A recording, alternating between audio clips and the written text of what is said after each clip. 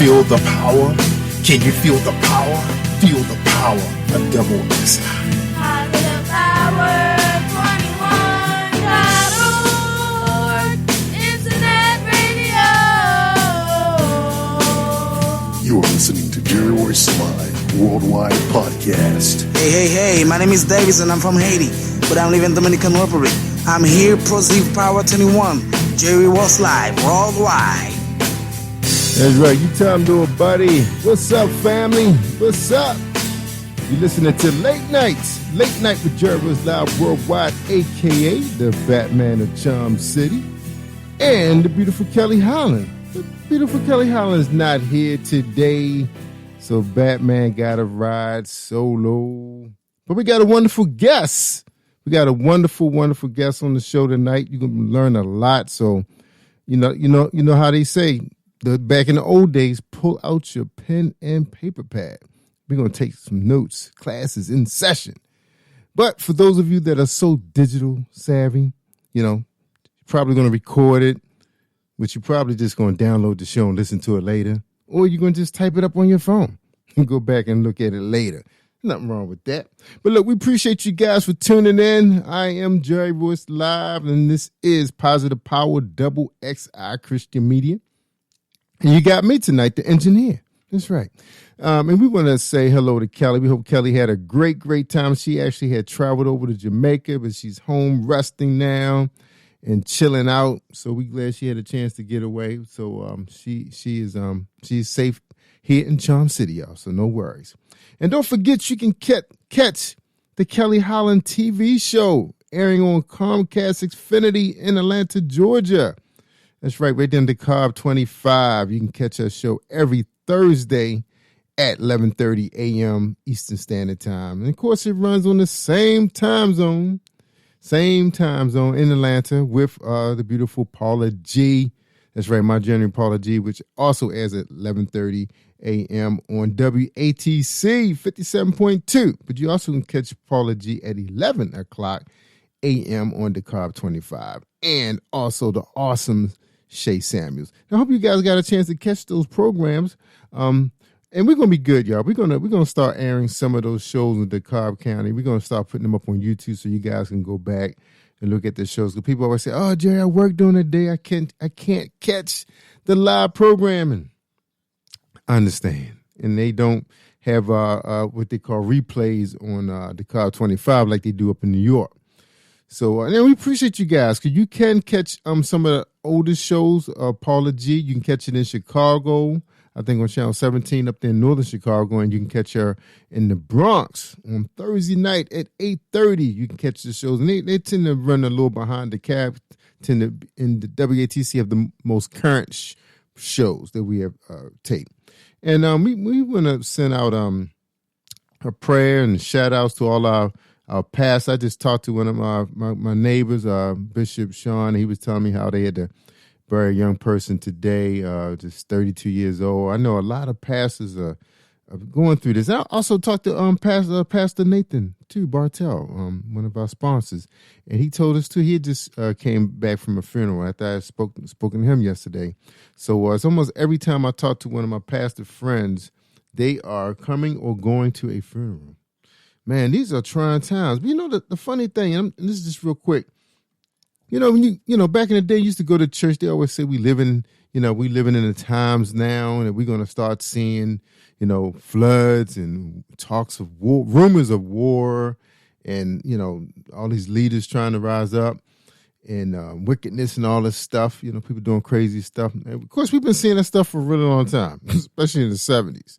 And of course, now it's right in your face because we have access to information so quickly. I mean, if you have one of those apps where you get the news, the local news and worldwide news on your phone notification, man, you think we at war now, which we are. And like my man Skeet said, we are in a biological warfare because we don't know where this stuff is. The doctors are still scratching their heads. They don't understand what the heck going on with COVID. It's taking on so many different levels. It's up to the variant Mu now. And so it's even more contagious. But yet, people are packing in the stadiums. They're going to school. People carrying on life as usual.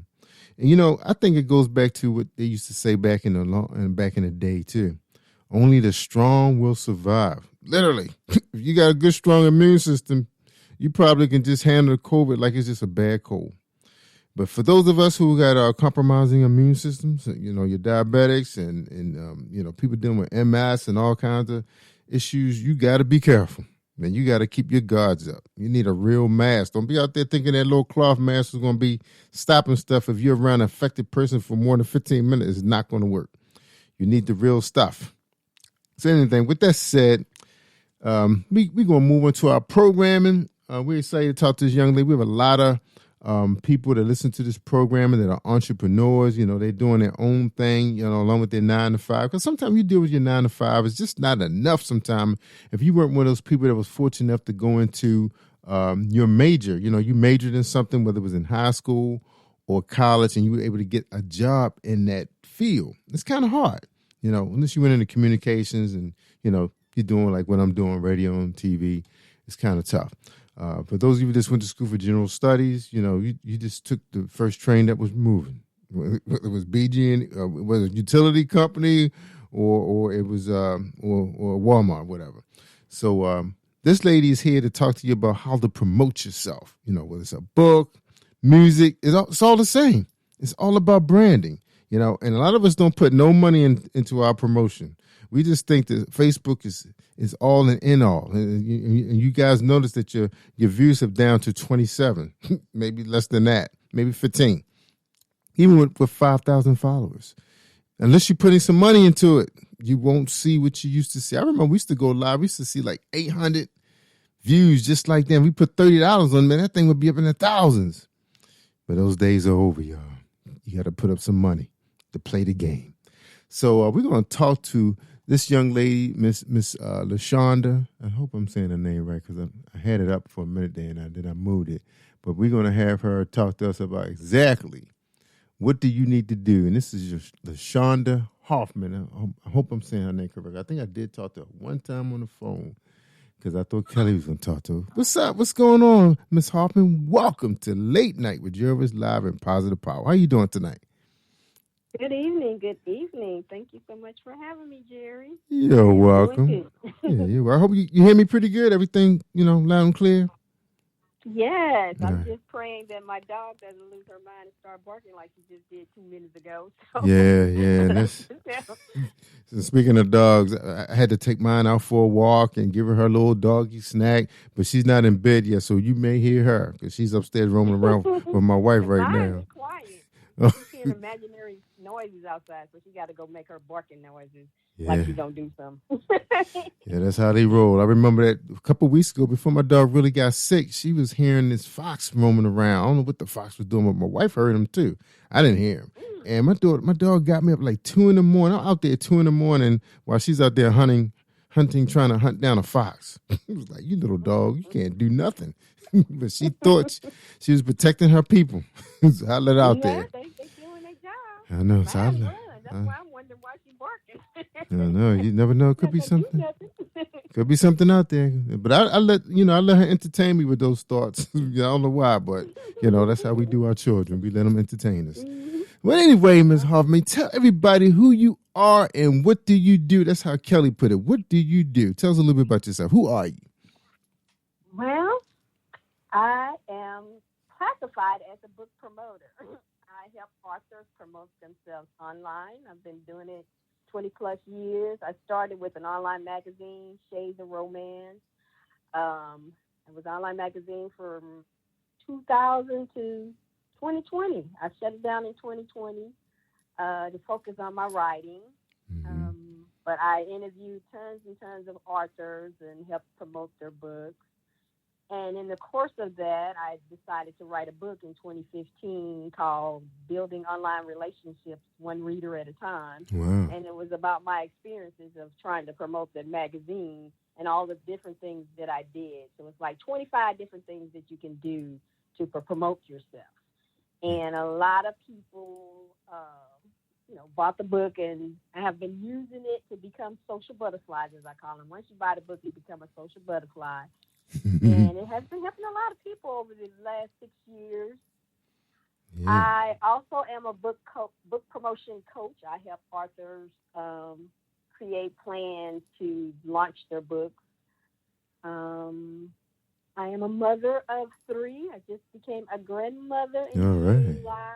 Congratulations. It's fantastic. I'm happily married, 25 years this year. All right.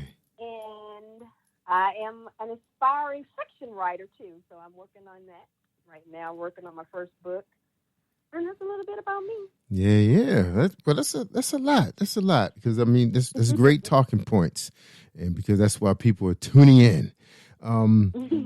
One thing I have to say, you know, there's way more entrepreneurs out there in the market that don't have a clue what they're doing. And, you know, we just winging it. You know, we feel like it's our purpose and it makes us happy. And a lot of us started out doing these things like I'm doing now. This started out as a hobby. I just said, I'm going to build me a radio. I'm going to build me a podcast, just like that guy did on YouTube.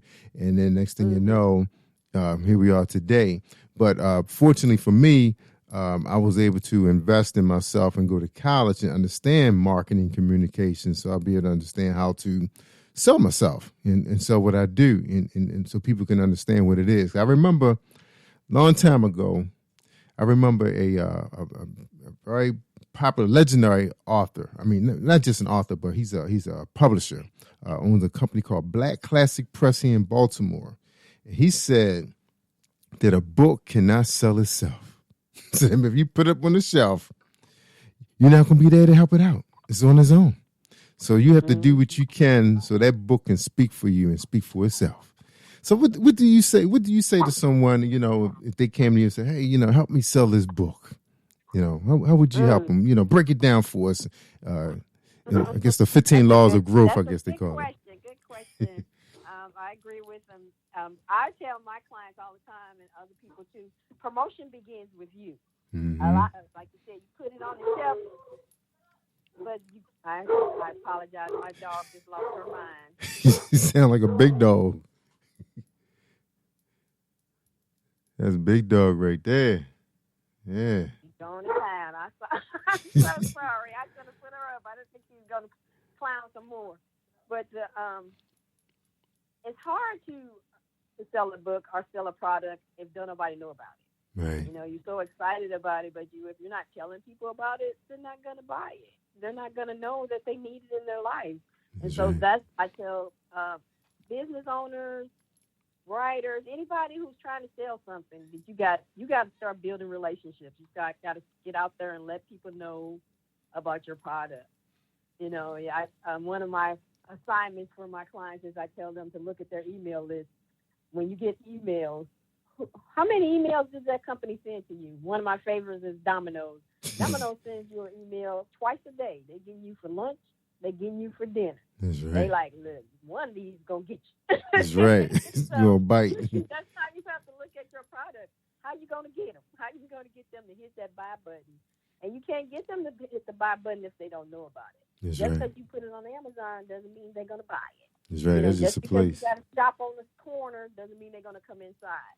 How That's do they right. know about it? What are you doing? Are you outside saying, hey, good morning? Have you had a bagel today? You know, something to get them to come inside. And it's the same way with selling your book. You got to let somebody know about it. You know, you get on Facebook and you just on Facebook. You never talk about your book. You never say anything. Guess what? Those people don't know you have a book. That's right. Oh, you got a book? One of my things when I know I'm not on top of my game is when somebody says, oh, you got a book? Because my book's been out for 6 years. So I'm like, what? You didn't hear about the book? I'm not doing my job right. So, are you doing your job right? Who knows about you and your product, your business, anything that you got out there that you're trying to get somebody to hit a buy button for? That's right. That's right. And I'm gonna tell you, and I remember my instructor had mentioned this during a marketing seminar he gave us one time, and people didn't really, you know, they didn't realize how true that was. And what happened was, and I just saw this happen recently. He said a lot of small businesses do not put any money into their promotions, you know, their advertising. They want someone else to do it for them. And he said it's been going on for so many years that it kind of found its way into our mom and pop businesses. And that's because when businesses are set up like in a mall or a strip mall or even downtown, they always try to find themselves as close as possible to a box store, big box store, because they, just mentioning Macy's and your Walmart, you see those advertisements all the time come in your mailbox, they on TV, they do all the advertising for the mom and pop businesses. So just think about it. If you're a mom and pop business right now, you're not next to a Walmart or a Macy's or a Target, then you're not advertising. You have no advertisement going out there because that's what they do. They put a lot of money into it, and then they get the foot traffic, and the foot traffic walks right past your store, and one day those people are going to stop in to see what you're selling. Or if you're a cleaners or you're a shoe store or whatever, they're going to check you out. All you got to do is probably put a flyer or a poster up in the window just to let them know you're open. So how you feel about that after listening to that story, that little pitch? You find that to be true? Well, foot traffic was how back in the day, you got your customers in with the foot traffic, but right now, we don't have foot traffic. Everybody is at home. Most of them are shopping online, and in 2020, it showed who was ready and who wasn't ready. And so if you didn't have any online presence in 2020, you weren't ready. That's right. You weren't. I saw a lot of my favorite restaurants going out of business because my favorite thing that I teach my client is to start an email list. Yeah. So if they had an email list, they could have sent emails to all their clients and told them, hey, I know you can't come out, but we can come to you. That's right. We can make some sandwiches. We can do. I saw one company change their whole menu of Red Lobster, change their whole menu to delivery style. That's family. right. For the family. That's right. We were part of that. For the family. They That's changed right. their menu up and they, offering different things for the family. The bundle. And you can just drop by and come and get it. That's I remember right. I saw something for Mother's Day. They did a big thing for Mother's Day, and now people were flying out of there trying to get them.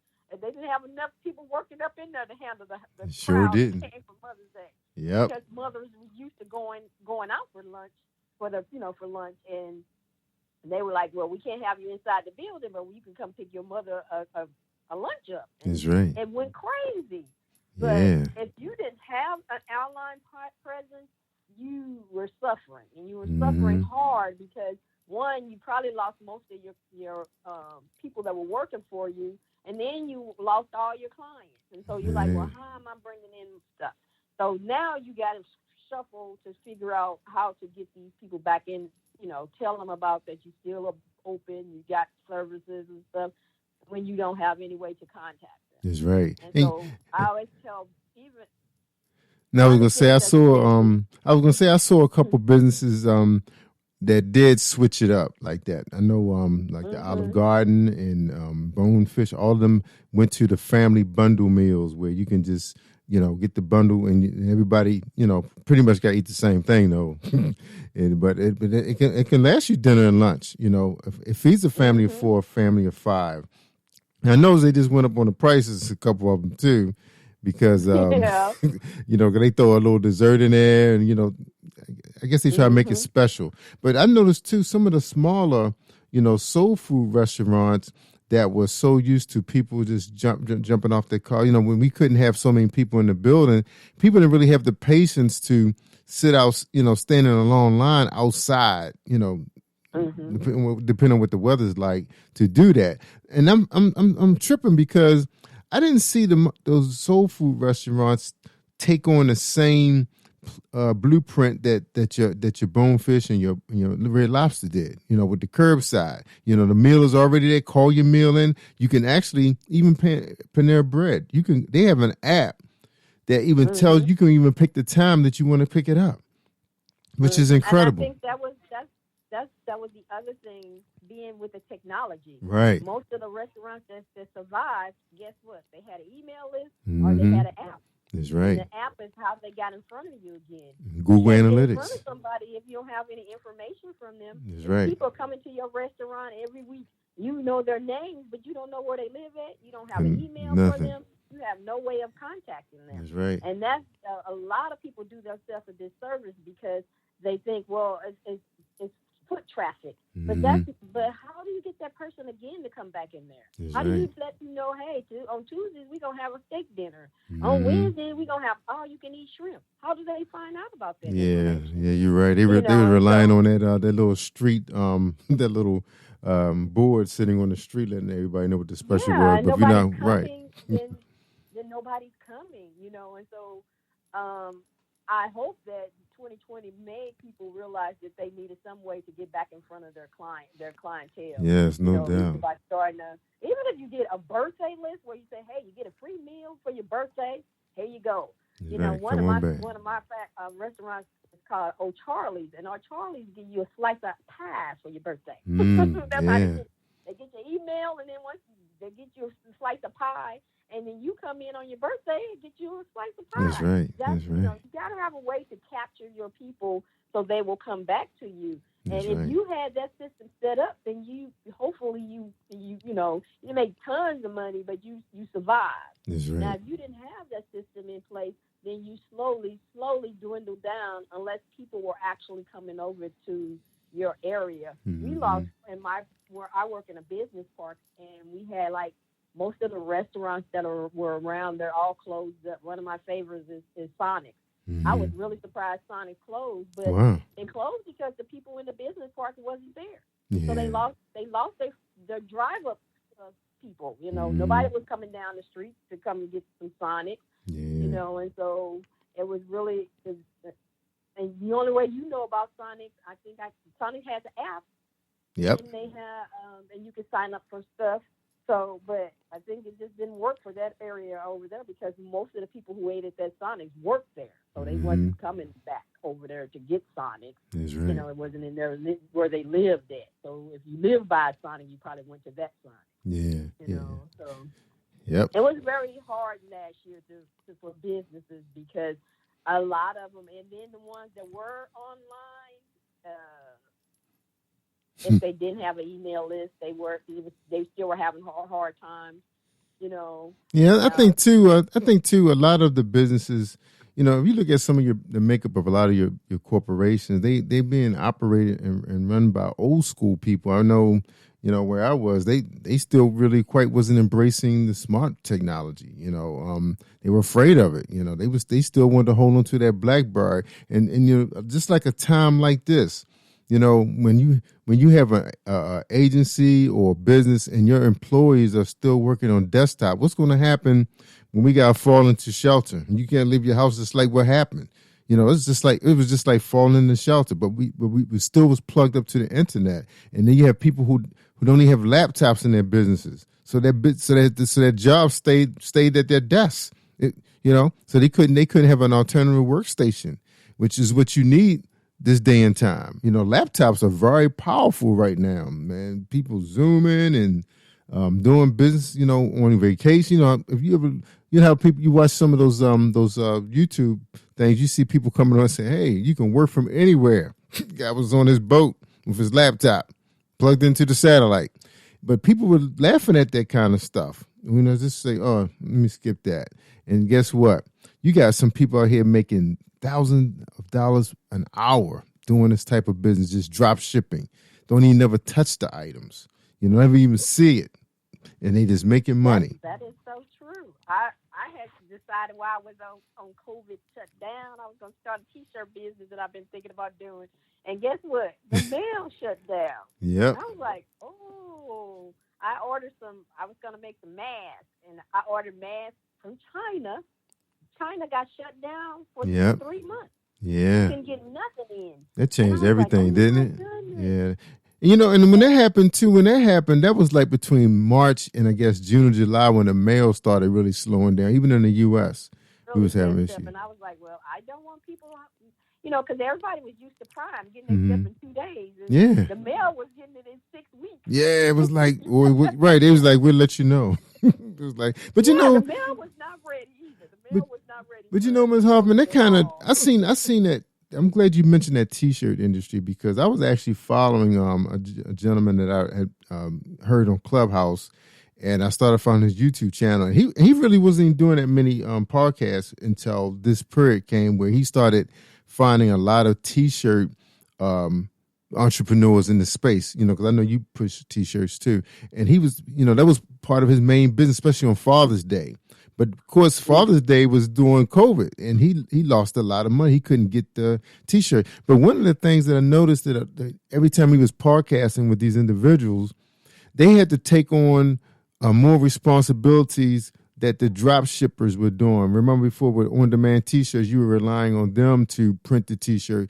These people were going out, getting warehouses and storage facilities, and they were hiring some of them started out in their house, and then it started growing because they were able to find local T-shirt distributors, and then they were buying their own machines to print, or they found a printer, and so they were able to. They found themselves making more money. Like someone was making like $300,000 by the end. When they came on this podcast, they had already hit $300,000. They had these doing Black Lives Matter movement. They was that helped a lot of black businesses. And then the school. Remember, the colleges was kind of in limbo, which HBCUs, but they were able to still find a way. Of course, Atlanta was still having parties, so they was going to Atlanta to move their T-shirts to HBCU school. So that was very interesting times for that particular business. I was following them very closely too because I was kind of interested in that myself. It's like, how are they going to find a way to make this work? And they were young people too. They weren't afraid to embrace the technology, but they found out too that you couldn't just rely on just the technology. You still had to do some physical work. You had to have good workers. You couldn't just hire a family member because they was a body and they could fold a T-shirt. You wanted somebody who was dependable. No, because they would pick up some shirts. Yeah. Yeah. There was some very interesting stories. T-shirt business is a good business. Like I said, I was over here making up some T-shirts too. Everybody got T-shirt for prison. But my issue, like I said, was the mail.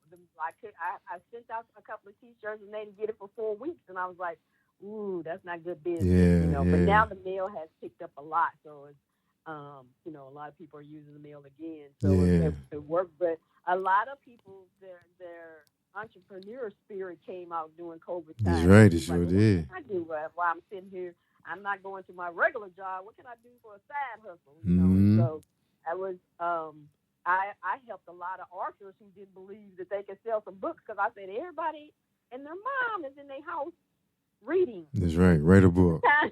Kindle it, right? Kindle it. Out for the first time.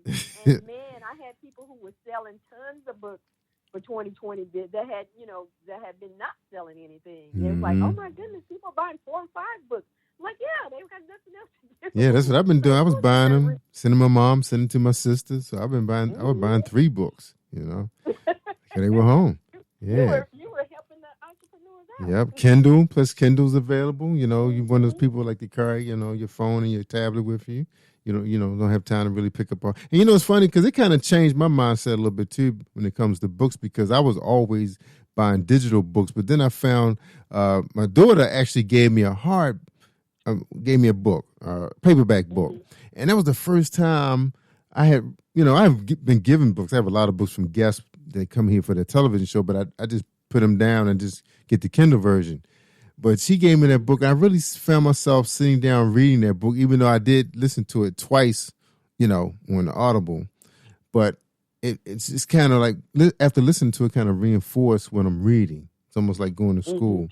So you find yourself in a different mindset now, being where we are today too. And speaking of that, what were some of the challenges you had yourself when it came to mobilizing and changing things? What was the biggest challenge for you as an entrepreneur? Me, I'm a virtual girl, so I didn't have too much of a problem. Everything I do is virtual. Most of the stuff, I was just trying to learn how to branch out to the world when we got shut down. I was doing more work, live things versus virtual. Most of the things that I do were virtual. I did virtual conferences. Like I said, I had a virtual online magazine. And so for me, I was in my element because I was, you were ready. Workshops live on things, and was doing. I think I did so many Zooms. Didn't want to see another. I never thought that I'd get tired of doing virtual stuff, but 2020 changed my mind. Yeah, same here. So how about as far as your How about for as far as time, like balancing, work life with your life? You've been married for 25 years. You have 3 kids. You have a grandchild. You have a dog. And then, of course, changing your eating habits and exercise. How were you able to balance all of the other things along with your entrepreneurship? Oh man, that's a good question because what is that word balance? Yeah. Oh man, COVID really opened my eyes to that I was always on the go. And so, like you said, you read a book. I hadn't read a real book in probably 6 or 7 years. Everything I read was digital. Yeah. Or I love listening to audio books. Yeah, I so love it. listen to Audible. Mm-hmm. That's how I enjoy books that way. But it's because I had such a busy life and, I ain't got time to sit down and read. And so COVID made me sit down. Like, sit down. Enjoy the couch. Mm-hmm. I enjoyed the couch a lot during COVID time frame. And when we slowly coming out of it, I realized that I needed to make more time for me, make more time for my family, and enjoy life. Because sometimes you get in the moment of working, that you're not enjoying the moment. That's right. And having this little grandson really has showed me that I want to enjoy as much moments as I can with him, because I know with my own children, they're 3 months and then they're 21. That's right. They grow fast. They're in college. That's right. Yeah, in between goes so fast. So I'm like, I tell my daughter, I need a picture every day because I don't want to miss nothing of him. Because nobody told me that when I had my children, that it was going to go so fast and they'd be grown and having their own kids. That's right. Before you know it, you close your eyes and then they're grown. And so I'm learning to enjoy the moment versus, I'm gonna do this. You have this huge to-do list, and you haven't put anything on there that's for you or your family. Mm-hmm. And so I try to balance that in now, is to make sure that I'm having moments with my family, moments with myself. That is not just about making some money. For my regular job and the side hustle, as you say. That's right. Now I heard, I'm gonna tell you something that kind of spoke to me. An artist, a Christian artist, independent artist. I know his promoter, and they sent me a music video, and it was called "Sick World." And basically just showed him, him and his family in the living room, and he's about to head out and, catch up with some friends. And mom said, "Where's your mask at?" He said, "I'll pick up one on my way." Right. And I was listening to that word, "sick world." It's almost like the planet Earth was kind of responding to what's going on in this world, with everybody being connected. Not everybody quite using the internet the way it was supposed to have been used. It's like it's kind of responding to our habits, and and then at the same time you have so many people that's still moving about, and they really, really are ill and don't know it. High cholesterol. You got almost 29 million people with diabetes or something like that. It's probably higher than that now. No exercise in their routine. I mean, you look at the gym and you see mostly all young people, and it look like they're already in shape. So what you in here for? Instead of the people who's supposed to be in there. And then you find that our health system was being strained, our Social Security system being strained for disability, and then policy is still fighting those who are really disabled, but it just can't afford to take on too many more sick people. So how you feel about that? Because you think about Western civilization. You think about some of our our other brothers and sisters who had more of a strict diet or routine, the way they live. Like our Caribbean brothers and sisters are more herbal based with their foods and the way they take care of themselves. Not as much obesity. Do you feel? I mean, just what I just mentioned. Do you feel that this world was sick and the earth just was responding with? I mean, of course, everybody said they think this is a man-made virus, but it could have been something that was already out there, but then something could have just turned it up. You know what I'm saying? How you feel about that? I think that a lot of this is because we want everything right now. We want food right now. We used to have it where you you had seasons when food came out. Now you got strawberries all year long. Yeah. You know, and we've become a greedy society. We want. We don't even know how to sit down and rest. So, you know, so of course we have people that are overweight because they not trying to get out there and enjoy life. They just, everybody's sitting at home watching TV, what is it, Netflixing and Hulu. You know, and so this disease opened up a lot of people's eyes to see that they wasn't living their life right. You know, those who got caught up, you know, have really lost their lives because by the time they figured out that they were sick, it was too late. Yeah. You know, because we're so running. A lot of people I knew, they were sick. They were still going to work. They didn't even realize they were sick. By the time they realized they were sick, their chest was congested, and before we know it, they're on the respirators because, you know, they didn't know. You know, I lost 4 family members to COVID, and you know, 2 of them were old. Well, 3 of them were older, but you know, it just caught up with them. Yeah. You know, and we, you know, we're fine. Oh, I don't need a mask. I'm fine. You know, and it's scary because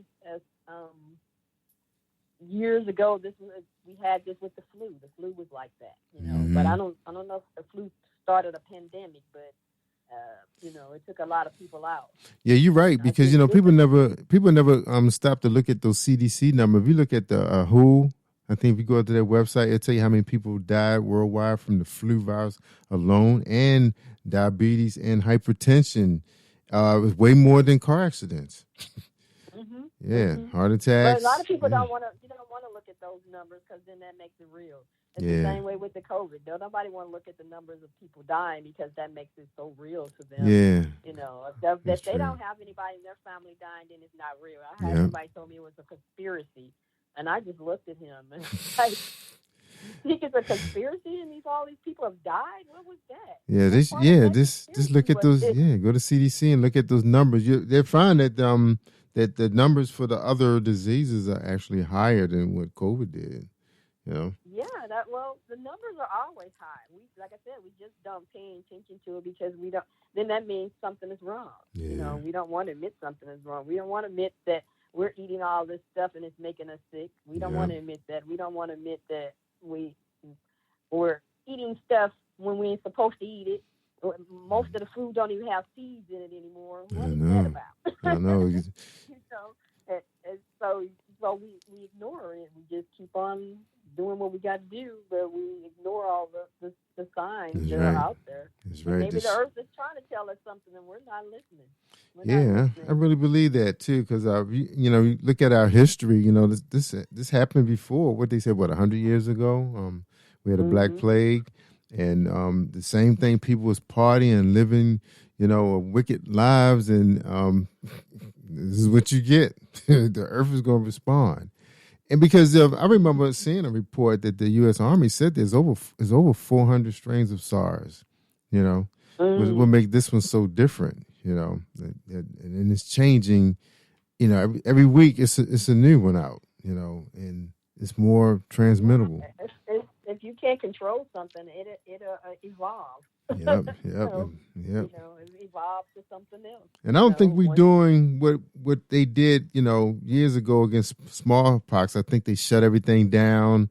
I think the people did take to the street a little early when the numbers went down, and then they were right back into the mess again. And I think we got the same report about India. India was looking good, I think, right before September of 2020. Then they went out there and like things were back to normal, and next thing you know, they running out of place to bury people. So well, we as a society we always want it to go back to normal. You know, it has to go back to normal, or something is wrong. And the thing about it is, we were the only country that didn't shut completely down like all the other countries did. Yeah. They all shut down for their 2 weeks. Shut down. Yeah, and Canada still shut down. We can't shut down. We can't shut down. I mean, we had different states that said, "Oh, we don't have to shut down." Yeah. So it's not. You can't shut anything out if everybody's still doing the same thing. It's right. It's not going to go away. It's going to be like the flu. I was telling my neighbor, the bishop. I said, Bishop, this thing going to be like the flu, man, because everybody's not doing the same thing. So if you have all 50 states, it's 50 states, right? And 49 states shut down and one don't. But they let people cross the border. Let them out. What do you think is going to happen? We could be right back to where we are today. Because it was the same thing, when they said the ships. Remember the ships? I think Canada, They wouldn't let the ships in. they wouldn't let them in. I think they quarantined the people in the ships and then they quarantined them on some military base. And they shut their borders down. I think their borders are still shut down to this day. They're not letting anybody in. There's a lot of places that you can't go to. You have to quarantine for a week before you get there, and then you got to quarantine when you come back. Yeah, So, they're real strict in the real Caribbean islands. I know my family traveled over to the Dominican Republic, and I know they were pretty strict. I read some woman that landed. She tested positive. She had to stay in a little room the whole time. I was like, wow. I said, and the thing about it is, you don't even know you have it until you go get tested, and then you're like, oh. Yep. We were supposed to go on a cruise in 2020, and they canceled it because, still COVID, so we didn't go. Well, the ships are undocked now in Florida. You can get a trip if you can get to Florida, you can get a ship out for $50 to $100. Wow. Yep. Yeah. Yeah, because nobody's going on them. You're supposed to go, because if you go on and somebody gets sick, you quarantine. Yeah, they're going to keep you on that ship, and then you got all these storms coming through. I don't even think I want to be on a ship this time of the year. There's so many storms coming up. They just pop up. Yeah. So, this is the storm season, so. It is. Yeah. So, Ms. Hoffman, November. So one of the things that we mentioned in the talking points was small businesses trying to survive, and for those who didn't, is because they weren't prepared, and sometimes you have to have a ready plan. And I remember reading that Will Smith has said something about, he said he never had a B plan, because if you have a B plan, that means you don't have no confidence in your A plan. But for those of us who had a B plan, I think you're doing pretty good right now. You probably got a decent car. You probably was able to at least drive for one of these ride sharing. Because I know I've heard some people been doing Instacart, making $300-400 a day, doing ride sharing and just using their vehicle. So if you weren't one of those people that had a new vehicle that can handle the mileage, you probably was stuck. And you probably was one of those people that was waiting for the state to help them out. And I think they're about to stop all of that now in the end of September for some of the people who were waiting on benefits. And even for those who are dealing with the situation with convictions with the landlords, that all that stuff is up for debate. But we're in a worse situation we are now than we were yesterday. So for all you small businesses out there, you still got time to be creative in your space. And Ms. Hoffman laid it all down. So, Ms. Hoffman, we got a few minutes. Tell everybody where they can find you if they want to do business with you, want to see your virtual master classes. Let them know how they can find you. Amen. Well, you can find me at LaShaundaHoffman.com. And I have a bit.ly link that you can check out, bit.ly/LCH21. That has all my links in it. How to get in touch with me, my classes I offer, and things like that. I am on social media, Facebook, LinkedIn, Twitter, Instagram, and what's my favorite new place, the Clubhouse. That's right. And what's the other one? TikTok. I'm loving me some TikTok too. So you can find me on there. It's LaShaunda Hoffman. I'm all over. Amen. Now you got a pretty long first name and a pretty long last name. I guess you make it a little easy for people if they hit up your bit.ly channel. And that's LCH21 bit.ly. Mm-hmm. All right. So So real quick. LaShaunda Hoffman is too long. Yeah. That's another 10 minutes. That's right. Now we got a few minutes left. So tell people a little bit about the benefits of Clubhouse. I know I love Clubhouse too. I try not to get in there all the time because it can consume a lot of your time. You gotta pick your poison. It can. I do a daily room called Take a Break at the Purple Table. And it's basically just coming in. We just have different conversations. We talk about book promotion. We talk about writing. Today we talked about taking a mammogram. So you never know what you're going to get at the purple table is what I say. Yeah. I have been on Clubhouse since November. So November will be my 1-year anniversary. Wow. And I got on because at that time we were stuck in the house. So I was like, how can I meet new people? You know, and I tell my clients all the time, you always try different platforms because that's how you meet new people. If you can't get out of your house, how are you meeting new people? That's right. And so I went over to Clubhouse because that was my project, is to see if I can meet new people. That's right, networking. I didn't even think there was a writing or literary community on there, and I found the literary community.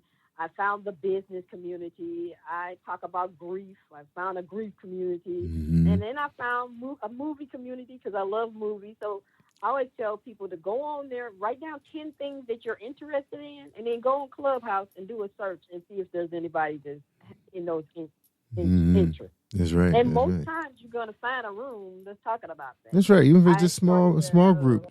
So how you feel about the larger? Or you started yourself.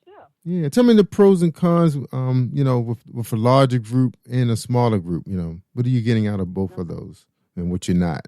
So, Clubhouses, they have rooms that's almost like a little like groups on Facebook if you're on Facebook, but it's just for probably how long you keep it open.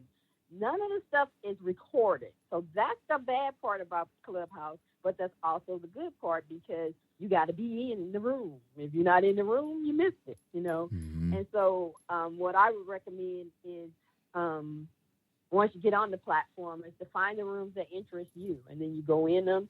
You can be down at the bottom, which is called the audience, or you can be on stage, which is where most of the experts hang out. So if they bring you up stage, you can ask questions. You can share your expertise. What I always say is if you go into a room, fill the room out, see how it is, listen, you know, stay in the audience for a little bit. And then if you have a question, then go up to the top of the raise your hand. and ask your question. That's right. I like it's a very nice app. Very user friendly. It's very user friendly. It has some craziness in there sometimes, like any other app. Everybody you're always gonna bring the crazy people with you. But I have used it as a way to build my podcast. I've gotten wonderful guests for my podcast from there. I have been invited to workshops, conferences, and I'm doing, matter of fact, 2 summits because of the Clubhouse. I have gotten new clients because of the Clubhouse. I have made some amazing friendships because of the Clubhouse. Mm-hmm. I have reconnected with people that used to be on Yahoo. Yeah, Yahoo groups. Yeah. They came over to Clubhouse. So I missed that. I have really had a great time on the app. It can suck up a lot of time, but because I love podcasts, I use it like a radio. Yes, like in the background. What I do is I pick 3 or 4 rooms that I want to listen to for the day, and then I use it as a background thing. Sometimes I might come to the stage and talk, but most of the time I'm just in the audience learning from the people that are in there, because there are so many wonderful people on there that are sharing their wealth of information. Yes. And, you can learn some different things. I started a Shopify shop, SORMAG Boutique. It's a shop for readers and writers gifts. And I had not a clue. So I went in there and I was like, is there any Shopify gurus on here, expertise?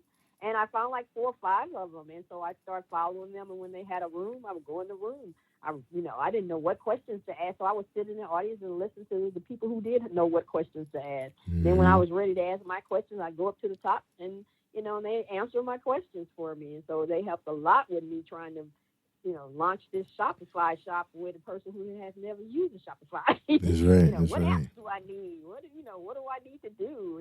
And they were real helpful. This is what you need. This is what you need to do. You need to promote. I know I'm promoting, but they're like, you need to promote every day. Yep. Exactly. So It's been really helpful for me. I use it as, to me, it's like a live Google. That's right. It kind of reminds you a lot of YouTube, but instead of you sitting there watching a video, that person is actually in that club room. And one of the things that I like about it too, that you get wealth of information from some of the best-selling authors in those apps, and a lot of those rooms are some of your larger rooms. I remember being there one time, and the guy who was the founder of Netflix was in there. The guy who started T-Mobile, and Bill Gates was in there one time. And I'm always in there with the guy Grant Cardone. He's a guy who started out in the car business. Now he's a commercial real estate tycoon. And some of these people are big major music producers that had big hits. I actually was in there one night when T-Bars was in there. You know, she suffered from sickle cell anemia, and she was talking about how she was in. I heard a lot about CMOS, but she was talking about the benefits of CMOS, and somebody recommended it. So that's how I found my supplier, was from her. And Tiffany Hash. CMOS is hard to get. Yeah, Tiffany Hash was in there, and she was talking about some of the pitfalls being African American in the film industry. Everybody look at her, think she's the multimillionaire, this person and that, but she sometimes has to go out and buy her own clothes for her wardrobe. It's like you just don't know what people are dealing with until you get a chance to hear from the horse's mouth. And the filmmakers in there, and photographers, and models, It's and amazing. everybody, I was in a actors, room you with name it. Ava Devino. Yeah. I was on a Zoom with Oh her. man, they were just doing a tribute room to her, talking about her movies and stuff, and she popped in, and they lost it. When she popped in and talked to us for about an hour, she was amazing. Talking about following your dreams, because she used to be a publicist, and she became a director, and people told her not to do it. Like, you already got a good job. Why are you trying to do something else? And I was like, wow, even people just try to crush your dreams because they don't see the vision. But she saw the vision and moved forward, and it was a really great room. Some of my favorite rooms have been in there. I'm a big fan of the 5 Heartbeats, and they had an anniversary room in there, and I was like in heaven. Many great. I have had so many great rooms in there. The clubhouse has, people have stuff to say about it. Oh, it's time consuming. And it is. It is. Yeah, because it could give some, you have to have a strategy when you go on any platform. Yeah, you Why gotta are have you on strategy. this platform? That's right. For me, it was about meeting new people. And That's right. I met new people, You go on there just to be going, I'm going to make 6 figures. I'm going to get all my... you might not meet anybody who wants to buy nothing from you. That's right. Sometimes it's just informational, That's right, informational. And one thing I like about it too is, like you said about the larger rooms and the smaller rooms. Sometimes you go in a smaller room and just be 4 or 5 people, and you get a chance to meet, people from all over the world. I met some people from India who lives in the U.S., and they are podcasters. And we sometimes I jump in there like every other week because it's like almost 2 hours sometimes. And then the larger rooms, you're getting advice from these people who have made mistakes over and over again, and they tell them just hang in there. And some of the people went in another direction thinking they were going to get rich this way, but then accidentally it came from another direction. So you get a chance to hear those stories. The way you think it's going to be. Yeah, I mean Les Brown, he's always in there, and he's bringing his team, and his son is in there, and it's incredible. Some of these people, these successful people, and then you go on their Instagram page and see how great they are when it comes to branding. I mean, I remember a guy was in there who started his own water company, and the way he packaged that thing is incredible. He made so much money. Now this guy owned horse ranches in North Carolina, and it's just incredible. These people, and they're so intelligent. So I say, for someone who never tried it out, and you've been. Try it and see. It's better than podcasting in some cases, because these are people who are not your guests; they're someone else's guests. All right. Well, look, Ms. Hoffman. I love it for that. Yeah. I always say don't sleep on the small room. That's right. Sometimes Don't sleep on it. Is how you make the connections, because you go in there. I've been in a room one time, and it was just me and the person. I was like, go ahead and say what you got. Do your workshop, and I've learned a bunch of stuff. I can ask the questions, and I have to compete with everybody else trying to ask That's questions. right. So don't sleep on the small rooms. And also, too, it kind of help you get over some things. Like a lot of people are afraid to talk about money and credit. And some of the time, these people were, there's a guy on there. He actually bought himself a brand new I guess it was a G30, whatever the new planes are today. And he said this is like his second one, or I think third one. And his family works for him. He owned gas stations. People say, how you make your money? Started by buying barbershops and beauty salons. Like, wow. So you never know.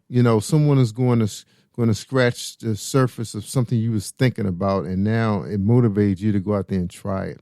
But look, Ms. Hoffman, we got to get out of here. Our time is up because our show actually runs on other streams. So, but I appreciate you so much for being here. And one more time, give everybody your Bentley list link so they can check you out. It's Bentley link, bit.ly/LCH21. Bentley LCH21. You'll get all my links on that. And I want to say thank you so much, Mr. Jerry, for inviting me to speak with you today. I appreciate it. It was fun. Yeah. Great, chopping up. So you didn't have to worry about competing with other people on the stage. It was your stage tonight. Well, I appreciate that. I like to share sometimes. That's right. All right. And she is the book promoter. All right, everybody. Again, thank you so much. And we got to have you back. We love to have our guests that do so well on our podcast to come join us on our television program so we can share you with our cable viewers, because sometimes our cable viewers, they're asleep right now. They're not up during this time when late night is running on the stream. So we'd like to invite you to come join us in our morning cable television talk. Okay, how that sound? That sounds good. I'm ready. All right. Look for that invite. We'll be back in the studio in October, everybody. Well, remotely. We took September off, so we have to give my lady TV host some time off. All right, so they can miss it a little bit. That's right. Gotta get your rest. All right. Well, we're going to say goodnight to you and our listeners. Again, everybody, Kelly will be back next week. She was away. She was in Jamaica, so Batman had to hold it down. And I guess I did a great job. I'm so used to controlling Skeet all the time. And also, y'all, speaking of Skeet, don't forget, Skeet comes on every day of the week. Just go to my Facebook page, Jerry Royce Live, to find out where Skeet is airing. And, of course, almost everywhere it's streaming except for in North Carolina.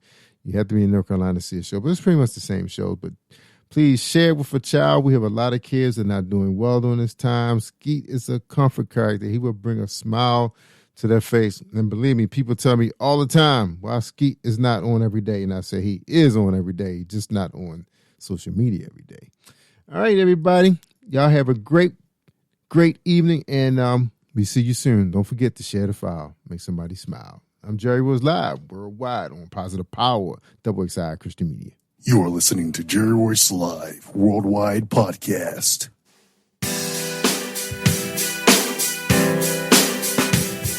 Can you feel the power? Can you feel the power? Feel the power of XXI. Positive Power 21.org. Internet radio. You are listening to Jerry Royce Live, worldwide podcast. Hey, my name is Davis and I'm from Haiti, but I live in Dominican Republic. I'm here, Positive Power 21, Jerry Royce Live, worldwide.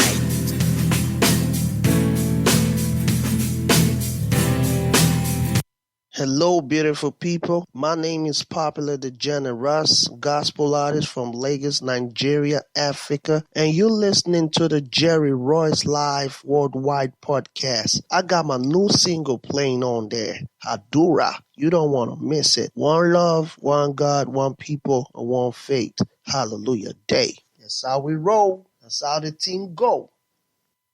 We are one in Christ. We are one in Christ. Hello, everyone.